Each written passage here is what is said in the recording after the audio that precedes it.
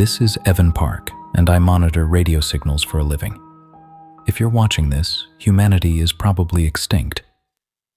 3 weeks ago, I discovered we weren't alone in the universe, and 2 weeks ago we went dark to hide from what's out there. But it only took 18 hours for civilization to collapse after the lights went out. I've been recording everything from my bunker. This is what really happened when we learned about the dark forest. It started on October 8th, a Tuesday. The facility wasn't much, a converted barn outside Richmond, Virginia. I'd built it myself over 3 years using equipment donations from my Patreon supporters. People who wanted independent space monitoring, no government filters, no corporate agenda, just raw data from deep space, streamed live to anyone who cared to watch. Most nights, nobody watched. The cosmic background radiation isn't exactly thrilling content. I settled into my chair at 11:30. 3 monitors showed different frequency bands. Static played through overhead speakers. Around midnight, I logged the usual sources like Pulsar PSRB 1919 plus 21 with background radiation at normal levels and nothing unusual. I pulled up the chat window, 12 people watching the stream. Someone asked if I'd detected any alien signals lately. I typed back, "Not yet, but I'm listening." 1 a.m. came and went. Around 1:15, I noticed something in the 1420 MHz band. Just a slight uptick in signal strength, probably interference from a passing satellite, happened all the time. I made a note in my log and kept monitoring. The interference didn't fade. By 1:30, it had formed a pattern, a hard vertical line on the waterfall plot that was sharp and clean, looking like a scar cutting through the static in a way that felt completely wrong. I adjusted the filters, isolated the frequency, and ran it through the analysis software, and the line held because it wasn't random noise bleeding off into the baseline, but something structured and deliberate. I sat up straighter and rewound the recording to play it again, discovering that the signal had mathematical structure, rising and falling in a sequence that shouldn't exist in nature. My hands moved without thinking. I pulled up the source tracking software, triangulated the signal origin. The results came back clean. No satellites in that position, no known terrestrial sources. The origin point was 4.24 light-years away, Proxima Centauri system. I stared at the screen and checked the calculations twice, then a third time to be absolutely certain. Every 47 minutes, the same pattern repeated with mathematical progressions showing prime numbers arranged in sequence like 2, 3, 5, 7, 11, 13, then Fibonacci numbers like 1, 2, 3, 5. This was the protocol, the theoretical first contact sequence that every SETI researcher knew by heart, the universal language of mathematics, and someone was broadcasting from Proxima Centauri while following the script exactly. I should have felt excited or felt wonder, but instead I felt cold because I knew what this meant, that the dark forest theory wasn't theoretical anymore. I'd built my career around monitoring the cosmos for signals. I'd spent thousands of hours listening to nothing, and the whole time I'd hoped I'd never find anything, because finding something meant we'd been too loud. For decades, humanity had been broadcasting into space through radio, television, and radar, with all of it bleeding out into the void and announcing our presence as we shouted into the dark forest, hoping someone would answer. And now someone had. My throat felt tight. The phone was in my hand before I'd decided to pick it up. I pulled up my contact list, found the Central Bureau number, the automated reporting line for transient astronomical events. I wasn't supposed to call it directly. The protocol was email submission with verification codes, but my hands were shaking. I dialed, and it rang once before a woman answered, bored and working the late shift, saying, "Central Bureau, this is Lopez." My pulse hammered in my ears. "This is Evan Park, Independent Facility, Richmond. I need to file an urgent report. Artificial signal detected. Extrasolar origin." Pause. "Can you repeat the classification?" "Artificial, non-natural, Proxima Centauri system." The tone changed. "Hold." The line clicked into 30 seconds of silence before a different voice came on, male and wide awake, asking, "This is Baxter. You said artificial?" "Yes. Mathematical sequences. First contact protocols. I have full documentation." "Uploading now to the server. Credentials are in the system." I heard fast typing before he said, "Received, stand by." More silence fell while the signal played through my speakers with its pattern of 2, 3, 5, 7. Baxter came back. "Source triangulation confirmed. Signal characteristics match your description. Do not leave your facility. Do not contact anyone else. Someone will arrive for in-person verification." "When?" "Soon." The line went dead.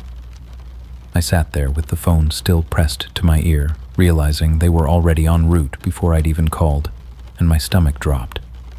I looked at my equipment, the monitors, the antenna arrays outside, all of it connected to the internet, all of it streaming data to my servers. They'd been watching my feed. Someone had been monitoring my independent observatory in real time. Headlights appeared in my security camera feed showing 3 vehicles, black sedans with government plates, and there were no sirens or radio chatter, just headlights cutting through the dark. I checked the timestamp and saw it had been 32 minutes since I'd first isolated the signal, meaning they'd been much closer than an hour away. The vehicles parked in a line and 6 people got out, moving with efficient coordination like security contractors, and I met them at the door. The lead man was older, with gray hair, and wore a suit that cost more than my entire antenna array, and he showed me a badge identifying him as Director Walsh from the Office of Strategic Threat Response. "Mr. Park, thank you for your cooperation. We're here to assess the situation." I stepped aside and let them in, watching as they moved through my facility like they owned it, checking equipment and photographing everything while one of them started downloading my data to an external drive. Walsh stood next to me with a calm and measured demeanor. "How did you get here so fast?" "We monitor independent SETI operations. Your feed flagged for review 40 minutes ago." "You've been watching me." "We watch everyone, Mr. Park." One of his team handed him a tablet, which he reviewed before nodding. "Source verified," Walsh said. "Non-terrestrial origin confirmed. Your data is now classified under Title 50, Section 402. He handed me a tablet and said, "Confidentiality agreement. Sign here." I read through the legal language about classified information, penalties for disclosure, and national security statutes. Then I signed it. "Go home," Walsh said. "Do not discuss this discovery with anyone. You'll be contacted within 72 hours. What happens now?" Walsh didn't look at the sky, but looked at his watch instead, saying, "We verify, then we proceed," before turning back to the equipment because the conversation was over, and he wasn't surprised because he was on a schedule. They packed up my data, disconnected my equipment from the network, installed their own monitoring systems. The whole process took 40 minutes. The signal was still repeating in my head. 2, 3, 5, 7, 11, 13. We'd been found. I didn't go home. I sat in my car outside the observatory for 20 minutes with the engine running and heater blowing cold air while I watched the black sedans in my rearview mirror. They'd set up perimeter lights that made the barn glow like a surgery theater, and I could see figures moving inside, installing equipment and replacing mine with theirs. I drove to a diner 15 miles out that was open 24 hours and ordered coffee I didn't drink, while the waitress kept glancing at me because I'd been staring at my phone for 40 minutes. I pulled up my observatory's admin panel, the one that showed system logs and access history. I'd built the security myself, redundant backups, encrypted. Nobody could access it without leaving traces. The logs went back 3 years. They were clean. No failed login attempts in 18 months. My server gets hit by bots 10 times an hour. Someone had filtered the traffic before it hit my firewall. I checked the background processes, found one I didn't recognize, labeled as a system update daemon. Except I didn't use automatic updates. They'd been inside my system for at least a year and a half. I scrolled through the access records. They weren't just watching the data feeds. They were copying everything: my equipment configurations, my observation schedules, my personal notes. The most recent access was from 43 minutes before I'd detected the signal. They'd been watching me in real time when I found it. My hands felt numb. I paid the check, drove home. The apartment was quiet. Third-floor walk-up in a building that smelled like old carpet and heating oil. I'd lived there for 6 years, never had problems with neighbors, never had visitors. I locked the door, sat at my desk, opened my laptop, started searching. The astronomy forums I frequented had a small community, maybe 200 active members, people running independent observations, hobbyists, retirees, a few professionals who'd left academia. I searched for posts about unusual signals, anything that might indicate someone else had detected something. Found 6 threads, all from the past 3 years. User Radio Sky Mike in Ohio posted about detecting structured interference in the 1420 MHz band, asked if anyone else was seeing it. Thread had 12 replies. Last post, October 12th. Data upload pending. The upload never finished. The thread was locked by admin. Reason: spam misinformation.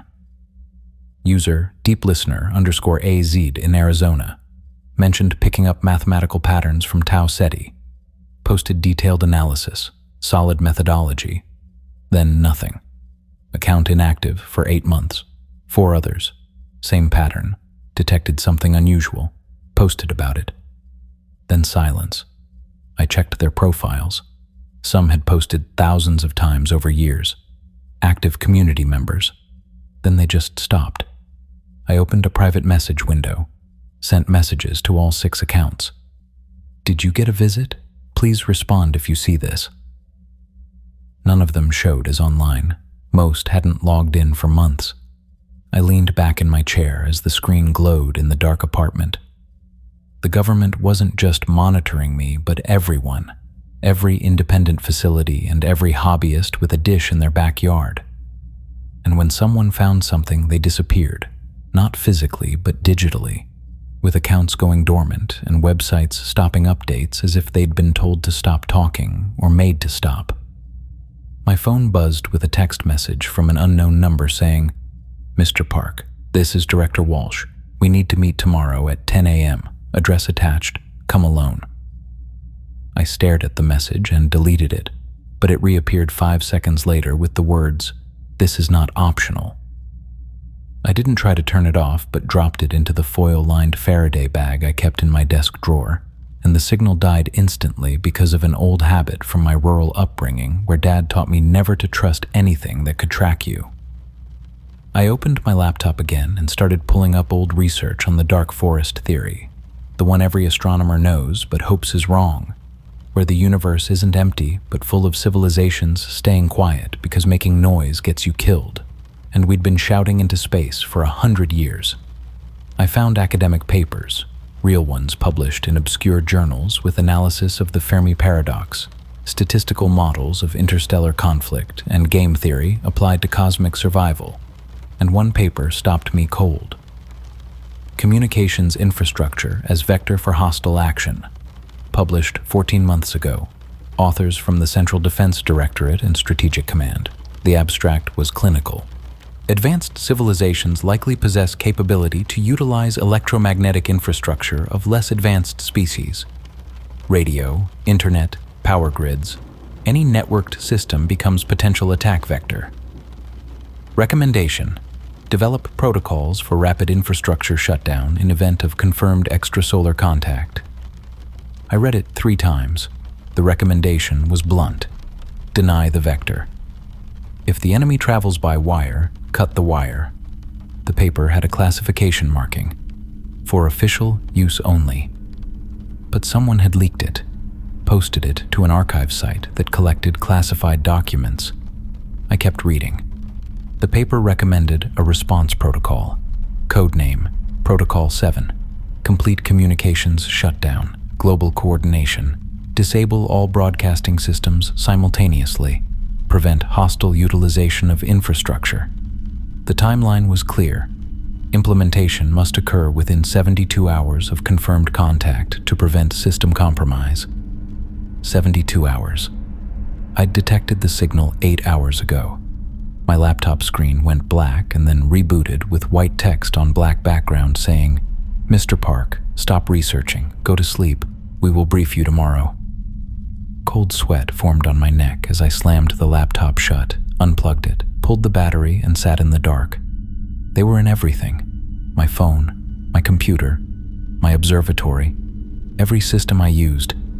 I'd thought I was independent. I'd built my facility myself, funded it through supporters who believed in open research. But I'd been under surveillance the entire time. The government had been waiting and watching hundreds of amateur astronomers, waiting for one of us to detect something. And when I did, they moved, not to celebrate first contact or study the signal, but to implement the protocol. I looked at my window and saw my reflection in the dark glass, noticing that behind me the apartment was empty with no one watching and no cameras visible. But they didn't need cameras anymore. I walked to my closet and pulled out the emergency bag I'd packed 3 years ago as part of my prepper setup, containing clothes, cash, water purification tablets, and a battery-powered radio, because I'd always expected economic collapse or government failure, something human and predictable. I sat on my bed with the bag next to me and tried to think, knowing that tomorrow they'd brief me and tell me what was really happening, maybe explaining why Protocol 7 was necessary, or maybe they'd just make me sign more papers to contain the information and make sure I stayed quiet like the others. Either way, I had 64 hours before everything changed, so I closed my eyes but didn't sleep while outside the city hummed with power lines, cell towers, and internet cables, all of it connected and networked, all of it about to go dark. I never went to the meeting with Walsh. At 9:47 a.m., my phone buzzed inside the Faraday bag, which I ignored. Then at 10:15, someone knocked on my apartment door and I watched government agents through the peephole until they left. And at 11:32 a.m., the internet stopped. Not slowly. It just stopped. Every website timed out. Every app froze. My email showed the last message from 6 minutes ago. I checked my router. Green lights. The modem connected. Everything looked functional. The backbone had been cut somewhere upstream. I turned on my battery radio. Local news played normally for 3 minutes, then went to static. I scanned frequencies and found an emergency broadcast with an automated voice saying, "Temporary communications disruption in effect. Remain in your homes. Updates will be provided." But the transmission looped twice, then cut out. I looked out the window at 12:17 p.m. and saw that traffic lights at the intersection had turned red in all 4 directions, with cars stopping and waiting for the cycle. But the lights stayed red, so drivers started going through carefully without honking, just adapting. By 12:30, I heard voices in the hallway, not loud but confused, with people knocking on each other's doors and comparing notes. Greta Anderson from 2B was in the stairwell. "Is your internet working?" "No, everything's down." "How long do you think?" "I don't know." She nodded and went back to her apartment, worried but steady, while the building felt wrong and too quiet with everyone waiting for something to start working again. And by 2 p.m., the power went out. It wasn't just my building, because when I looked outside, every block was dark with traffic lights dead and street lights off, and no backup generators kicked in, meaning this wasn't a local failure. I pulled out my radio and scanned again until I found one weak signal saying, "Emergency services remain operational. Do not call unless life-threatening. Conserve water. Do not leave your residence." But then there was only silence. I checked my emergency supplies in the apartment. 500 in cash, canned food for 3 weeks, water filtration system, battery equipment. Enough to wait this out up here.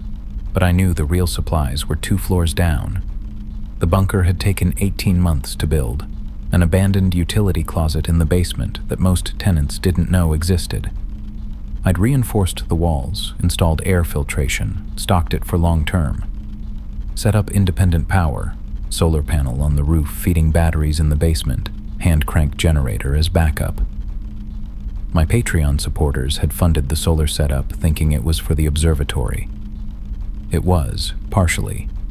Installed 12 security cameras throughout the building. Built a false wall at the back of the storage area with a hidden release. The city required a permit for the ventilation system. I'd filed it as storage renovation, but my name was on the paperwork. I'd copied the basement access key 3 years ago, the same week I moved into this building. Picked it specifically for the old concrete construction and basement layout. If it came to that, I could disappear 2 floors down and no one in the building would know where I'd gone. Over the next hours, neighbors gathered. Derek needed flashlights. The superintendent organized an inventory. I listened through the door but didn't answer. By 4 p.m., the hallway got busier with people gathering and talking as the building superintendent organized things, and I heard him through my door sounding measured and professional. We need to inventory what we have, pool resources, make sure everyone's taken care of. Voices agreed in controlled and cooperative tones, and someone said, "We'll do a voluntary survey first, just ask each unit what supplies they can contribute." I stayed quiet and listened as they went door to door, with Greta Anderson contributing canned vegetables, Derek offering batteries, and others giving what they could spare. But when they knocked on mine, I didn't answer, so they moved on while I heard murmuring and someone making notes. By 5 p.m., the temperature was dropping because it was October in Virginia, and without power, the building would lose heat fast, and I heard water running as someone tested the taps, noticing the pressure was lower, not gone yet, but fading, because building water systems needed electric pumps, and when the backup generators ran out, the water would stop. I heard them talking in the stairwell, voices remaining without panic, saying, "He's not cooperating, that's fine, we'll come back," and another voice asking, "What if he has medical supplies or food?" Before the first replied, "We'll reassess tomorrow. Right now, we focus on willing participants." At 7 p.m., I heard taps running again as people filled bathtubs, sinks, and any container they had because someone had figured out the water wouldn't last, and the building got quieter with people conserving flashlight batteries and sitting in the dark. I checked my watch at 7:43 p.m., noting it had been 8 hours since the internet died. At 8 p.m., I heard footsteps as the superintendent came by again with a different tone now, saying, "Folks, we need to talk. The water pressure is dropping, and we estimate 12 hours before it's gone completely." Voices responded with concern but remained controlled, and he continued, "We're organizing a rationing committee. Every unit needs to report their water storage, and we'll distribute based on need." But when someone asked, "What about food?" he replied, "We'll address that tomorrow. Right now, focus on water." I moved away from the door and went to my window. The streets were darker now with no lights anywhere, and groups of people moved between buildings in organized and purposeful ways, forming committees, making plans, following the logic. This was how it started, not with violence, but with organization. At 9 p.m., someone knocked on my door again with a polite and professional tone, saying, "Mr. Park, this is Sarah Martinez from 2B. I'm on the Building Resource Committee, and we need you to fill out a household inventory form." I recognized her voice as the quiet librarian who always smiled in the elevator, and she continued, "It's mandatory, Mr. Park. We're implementing emergency protocols for everyone's safety." But I stayed silent until she added, "We'll be back in the morning with building management. Please have your inventory ready." I checked my watch. 9:47 p.m. 10 hours since the internet died. I pulled out my emergency bag and looked at the door. At the desk, I'd pushed against it. They weren't breaking it down. Not yet. They were being logical, following procedures, building consensus. That's what made it terrifying. In 3 days, maybe 4, the voluntary committees would become mandatory. The polite requests would become requirements. The inventory forms would become searches.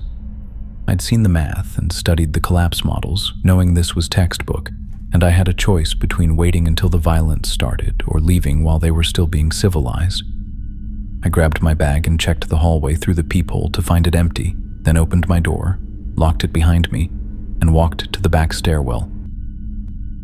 I descended 2 floors and found the basement utility room, then used the key I'd copied 3 years ago to open the door and slipped inside before locking it. I moved through the storage area to the false wall at the back and pulled the release, watching as the bunker entrance swung open. I stepped through and sealed it behind me, then activated the backup power.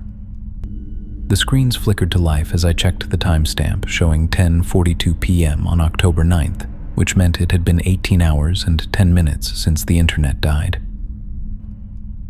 I pulled up the radio scanner, cycled through frequencies, static on every channel, no emergency broadcasts, no government updates, nothing about the signal from Proxima Centauri, nothing about Protocol 7. They'd gone completely dark, just like the paper recommended. 72 hours from detection to shutdown. We were at hour 19. Whatever was coming, we'd be silent when it arrived. I watched the feeds showing my neighbors conserving batteries and organizing committees, still being reasonable and still being human. I knew what came next, so I sat down at the recording equipment, pressed record, and started documenting. The documentation day 1, October 10th. I woke to silence, where most apartments were dark as people conserved batteries. The hallway camera showed someone walking, Greta Anderson carrying empty water bottles to the communal bathroom where the taps were still running. I started a log with timestamps and observations as documentation for whoever found this later, writing Day 1, 7:42, building occupants forming resource committees, water pressure at approximately 40%, no violence observed. The superintendent posted notices in the stairwell. Camera 7 showed the street where a group had organized a supply run to the grocery store 3 blocks away with 8 people returning with carts, and they'd maintained order because they'd left money on the counter, showing that Day 1 was cooperation. Day 4, October 13th. The water stopped completely, and I watched Camera 3 showing the communal bathroom where people turned taps but nothing came out. The superintendent called a meeting in the lobby. 40 people attended. We knew this was coming. We have stored water. Rationing continues. 2 gallons per person. Report to your floor coordinators.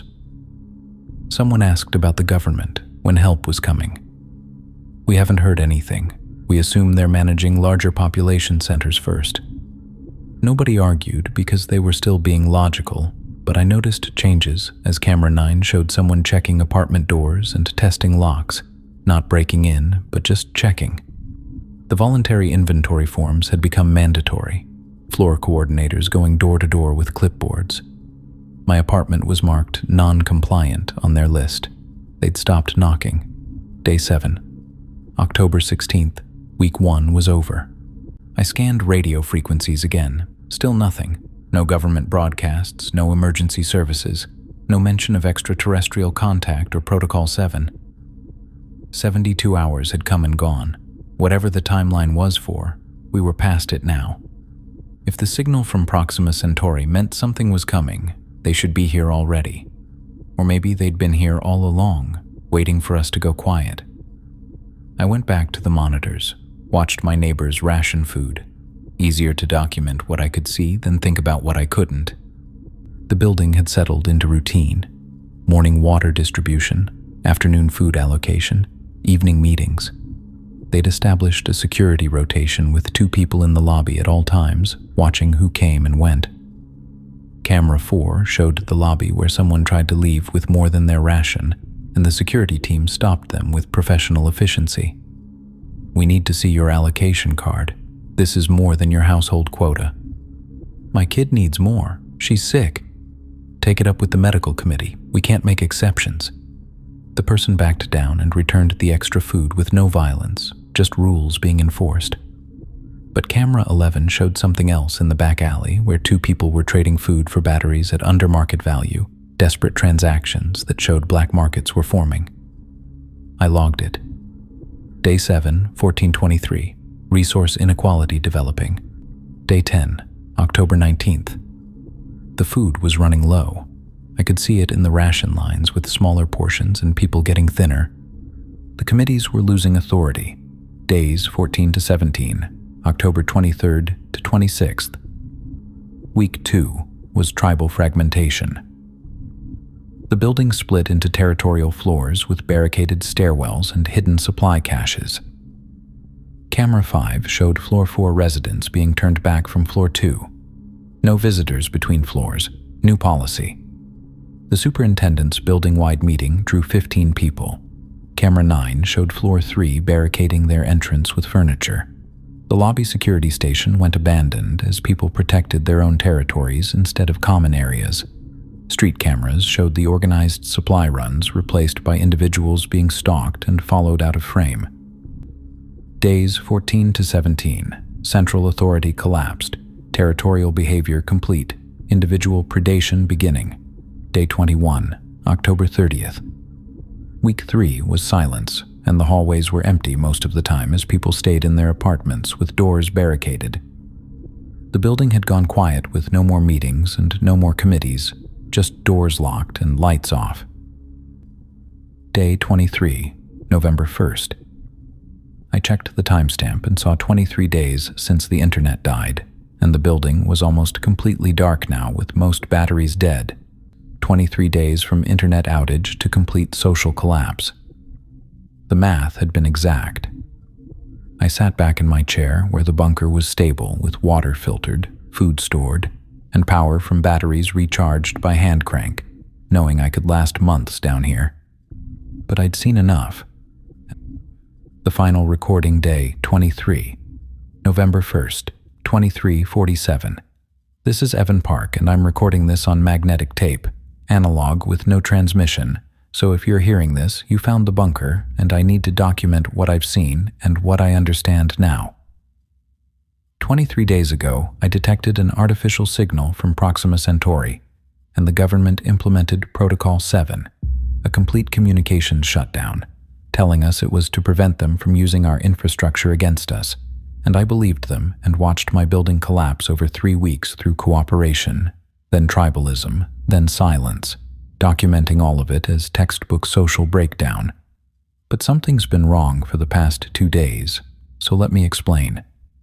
On day 21, the cameras started going dark, not all at once, but building by building, and camera 7 showed the street for the last time at 2:14 with movement in frame before the feed cut to static. Though the feeds didn't fail and were still transmitting, just showing static where there should be empty streets. On day 22, the pattern reached my building, and camera 4 showed the lobby at 1:47 a.m. when the door opened, though I couldn't see what opened it because the angle was wrong, but something entered the frame for 3 seconds before the camera went to static. Camera 5 in the stairwell was still functioning, and I watched for 20 minutes seeing nothing, until at 2:12, the feed showed movement on floor 2 with shadows that weren't clear before the camera died. I switched to the apartment interior cameras and found Greta Anderson's unit on camera 3, where she was still there at 2:15, looking at her phone even though there was no signal. At 2:23, her door opened from the outside and I saw it swing inward as Greta Anderson looked up, and the camera stayed on, but the feed showed nothing for 2 minutes. Just her empty apartment with her phone on the floor where she'd been sitting. And I didn't see Greta Anderson again. Day 23, 1400 hours. I've been analyzing the pattern of doors opening at 2-minute intervals, then closing with empty apartments left behind. No sounds picked up by audio feeds, just doors opening and people gone. Building after building, the same pattern, the same silence. Day 23. 1932 hours. I've been thinking about Protocol 7 and how the government said we needed to shut down communications to prevent them from using our infrastructure and networks against us. But that doesn't make sense now because they aren't using anything. They're just walking building to building and taking people. Protocol 7 didn't protect us but silenced us because no internet means no warnings, no cell towers means no coordination, and no emergency broadcasts means no resistance, which means they weren't protecting us from them, but preparing us for processing. Call it voluntary or mandatory, it doesn't matter, because the government collaborated and I don't know what they got in return, maybe nothing, maybe survival for select personnel, or maybe it was just mathematics where 7 billion humans have some percentage collected but the rest survive if they cooperate, because better some than none, and the logic held. I checked camera 11 showing the alley behind my building, and the figures are back and they're not leaving but staying. like they know someone's still here, like they know about the bunker. I can hear something, not through the cameras, but through the walls, and the bunker's 3 meters underground with reinforced concrete and soundproofing, but I can hear something moving above me in the basement. Multiple footsteps, deliberate and searching. The false wall just opened, and I didn't release it. It opened on its own, which means they're in the bunker corridor now, moving toward me. I understand now that Protocol 7 wasn't about hiding, because we were never hidden and they've known where Earth was for decades, maybe centuries, to confirm we were ready for collection. The Dark Forest theory was wrong because the universe isn't silent because everyone's hiding, but because the collectors prefer it that way. Quieter, more efficient, with no screaming, no warnings, and no resistance. And we made it easy for them because we did exactly what they wanted when we went quiet. They're at the door, and I should have realized earlier because the government response was too fast, too coordinated, too prepared. And Walsh didn't look at the sky when I asked what happens next, but looked at his watch instead, because he knew the schedule. They'd been planning this for years, maybe since the first signal detection from the ones I found forum posts about like Radio Sky Mic and Deep Listener, which were test cases for perfecting the protocol, so by the time I found the signal, they had the system ready.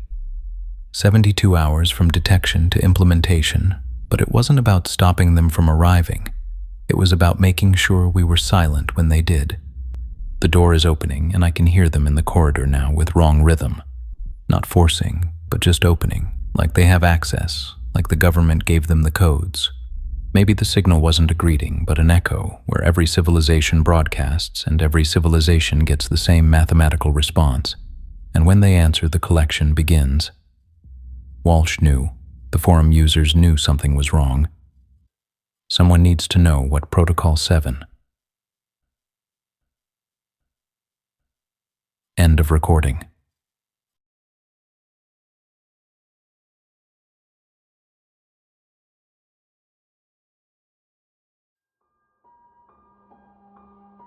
Thanks for letting me keep you company in the dark tonight. I hope the chills helped clear your mind. If you've got a topic you want me to cover next, let me know down below. Hit subscribe to claim your spot in the Nocturnal Crew, and I'll see you later. Good night.